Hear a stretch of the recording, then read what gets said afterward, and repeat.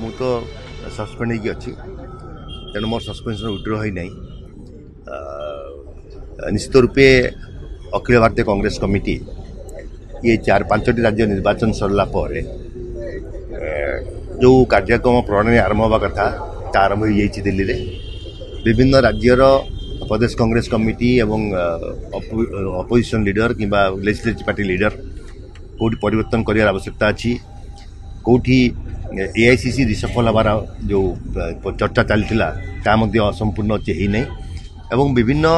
State को डाकिकी बर्तमान स्थिति कौन अच्छी कि भाव में कार्यक्रम हो पार जहाँ आम शुणुचु आलोचना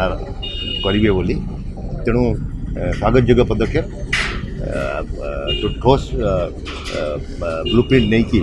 कांग्रेस जदि राजस्था गलैब आ 4 मास समय आम हाथ अच्छी लोक परिवर्तन चाहूँगी एवं ताको निश्चित रूप आम सफल करने चेष्टा करूँ एवं आशा करूँ जे आगामी दिन में कांग्रेस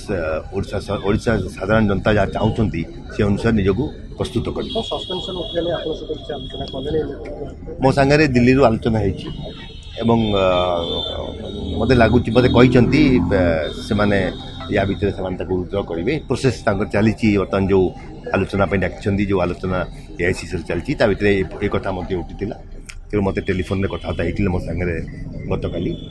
तेणु मुझे आशा करुँची सी बहुत जल्दी उठिजी।